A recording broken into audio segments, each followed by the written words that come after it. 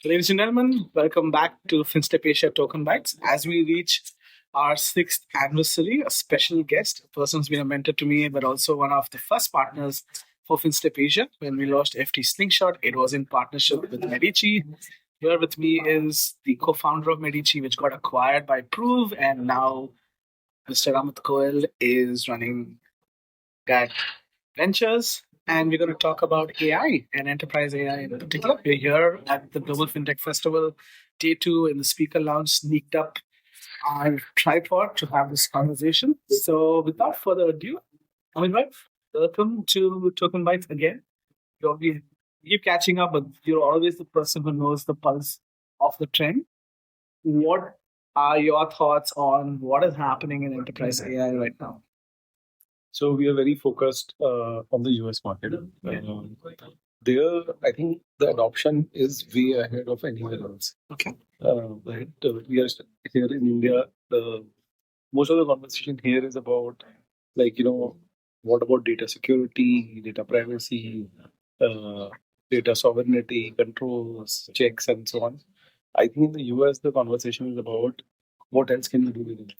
And let's take the risk and we will figure out if there are issues later on. The typical. It's the build first and then ask questions kind of conversation. Or answer the questions when they're asked. Yeah. Sometimes you can ask for forgiveness later on. Correct. Right. Build first, the Uber model, as it were. Yeah. So that is what is happening, and our focus is more on vertical AI. Mhm. So I think it's very hard to compete with foundational model companies and pretty much companies which have raised like hundreds of millions of dollars on consumer. Anyways, we don't know consumer that much. Sure. So we have to play on the strength. So we are focusing on vertical AI. Obviously, financial services is one of the industries, commerce, enterprise productivity. Yeah. And in that, we are going into segments where there are not many AI native solutions, and then there are things that can be automated at scale. For example, we are building this company called Fast Tracker AI. It focuses on RIAs and with advisors.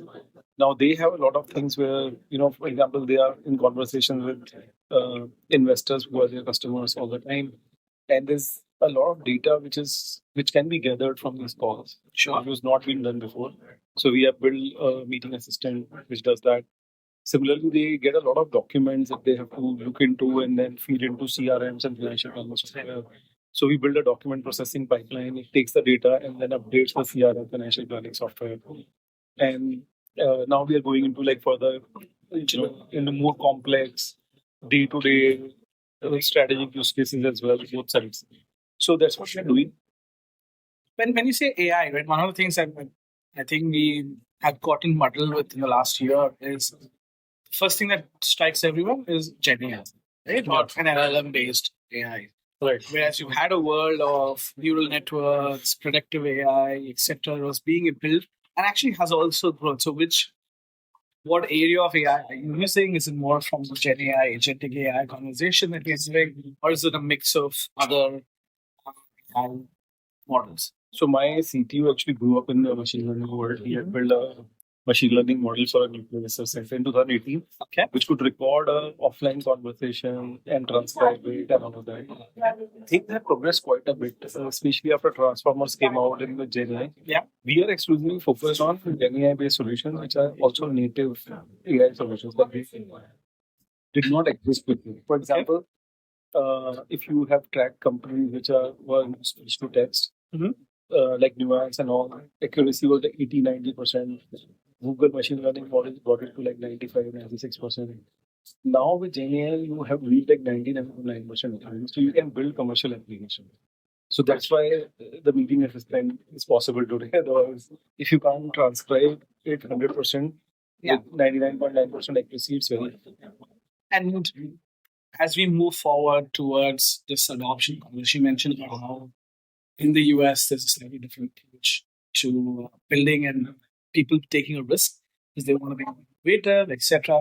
But broadly speaking, in the regulated space, especially financial services, quite a few times and files one of the risk covers because regulators are going to potentially not be happy with them doing it. In some cases, are restrict the use of even AI, even if it's not models, their models quickly developed as well. Where do you see how does that get solved? Yeah. For inference, we've seen it for over 2 decades. Yeah. I think there are three things that you have to do. One, you have to get all these certifications. Absolutely important. I think US market is very clear. Like if you have those certifications, you have a chance. Do you want to give some examples? Yeah. So, for example, SOC 2 Type 2 is a very big example. Yeah. It takes a very long time. It takes like 4 to 6 months to get certificate. It's costly. Yeah. So, a lot of companies actually avoid that. But, we started that journey right in January and we got our SOC 2. So, that actually helps quite a bit. Then there are smaller ones, like if you have to dip into like say one of our AI solution actually looks into the emails and indexes the emails and can search through the content and get the answers. For that, you need CASA Tier 2 certification. So similarly, there are a bunch of them. That is step number one. You should get them. You have to make that investment. Okay. Second is that you have to also educate the customers that if you're using ChatGPT consumer version, then your data is going to the models. But if you are using B2B APIs of OpenAI, which is what we use, or Gemini B2B APIs, there the data is not going to the models. So it's localized. In your They have a SLA that they will not use the data for training the models. Okay. Right. So that is that. And then third part is now there are specific implementations. For example, enterprise customers or even SMBs for that matter, because US mid-sized company can be like $30 million. So there is also this thing that they want like a specific model, offline model, local model, small language models to be built for them and just deployed in the internal ecosystem. If you follow these three, I mean, they look simple, hard to implement. Yeah. But if you go through the grind, I think you're okay. Now, one of the other questions that it always keeps fascinating me is we have had instances where young startups come up, nimble, quick with what they do, and are able to adapt very quickly, build new interfaces. OpenAI is an example, but OpenAI was also 6 7 years in the making, right? To be honest, we all know the story of Tesla and Elon Musk and the conversation where they wanted to go. However, once you have the big techs, like with the banks, when it came to fintech, when you have the big techs, Google, Meta, Microsoft, just name a few. Yep. And they are themselves developing a huge amount. And like Google is AI native, right? That's what they can. Yeah. And they are able to spend billions of dollars and deploy that. I mean, if Meta's paying $1 billion to retain somebody or get somebody on board, or 150 million on average to get a few engineers, they have a lot of money, right? And most startups would be happy if they exited at this rate. Right. So, long story short, my question there is when you have these really big tech spending 10x, 100x of what a startup can do, plus, we just like 2 days ago, OpenAI announced that okay, they're going to App SDK, plus again vibe coding in N8 and to be allowed on an OpenAI platform. Gemini is doing vibe coding as well. And these are available free for enterprises as part of the overall package or at a very low rate for consumers, right? And consumers. So where do startups really focus? How can they make that niche when competing against the big giants? Okay, ideally you want to get acquired, maybe, but if not, it's like, oh, every time this news comes in, I think Twitter's flooded with hundreds of startups are dying now because of this news. Yeah. So from a VC perspective and also from a startup perspective, like when you're investing, you got to think about now the moat goes away immediately, it flies away. So there's the valuation of moat. See, I mean, this is like a whole podcast episode in itself. I know, almost, yeah. But okay, few things to keep in mind. One, startup is an experiment. Experiment of the product that you're building, whether it will solve that problem that you started with. Services. Can it scale doing that? Yeah. Will people pay and you can scale doing that? And then also, the ability to build out the product, the GPM and all. So it's a huge experiment. Sure. So it can always fail. Yeah.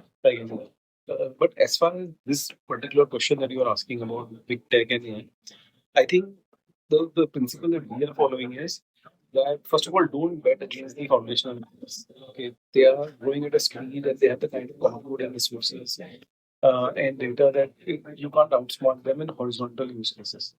Right? For example, if you are competing with ChatGPT on a better search, AI search, I think God save you. Right?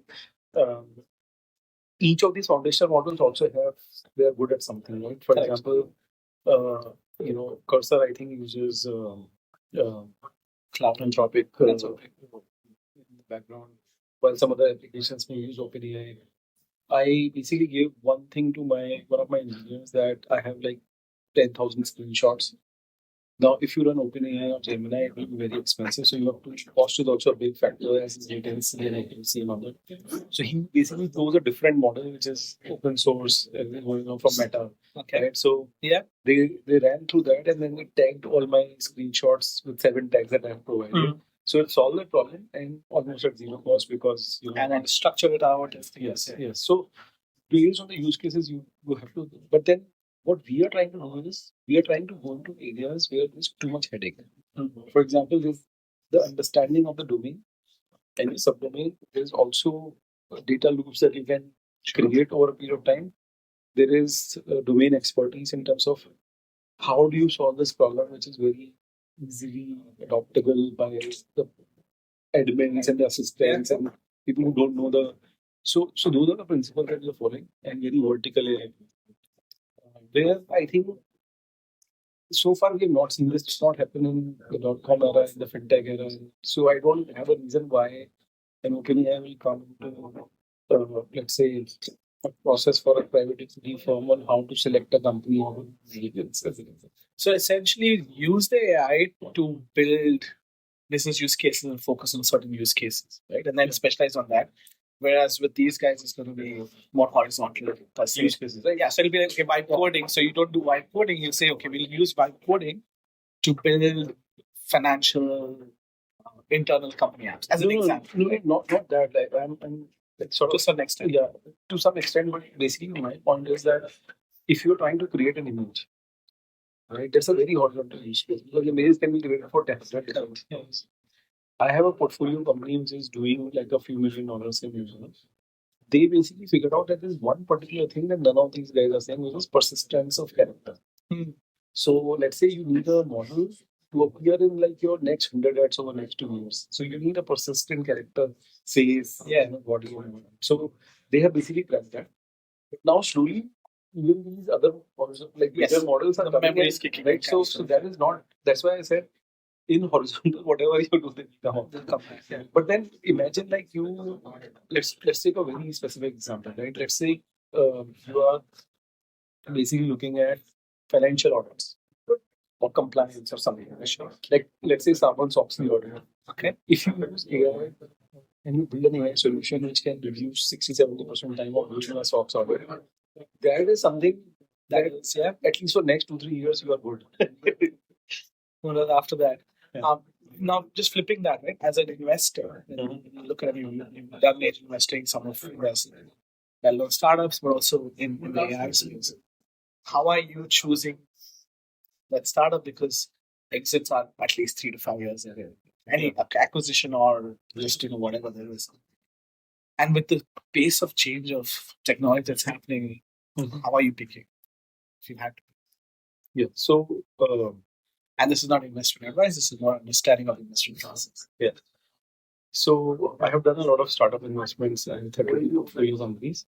And in the early stage, a lot of it depends on the founder. Yeah. The company, the product, the market, GTM, all of that will change probably 10 to 100 times. It changes every week sometimes. Yeah. But if the person that you are investing in, is the right person, then that basically means everything. So there's a lot of heuristics that you develop, and some understanding of people. Then you basically have your obviously you have questions, and you try to meet them several times. You want to talk to their previous employers and things that they've done in the past. This guy is going to work on this thing for next 10 to 15 years without giving up. And they'll be like, best and plus.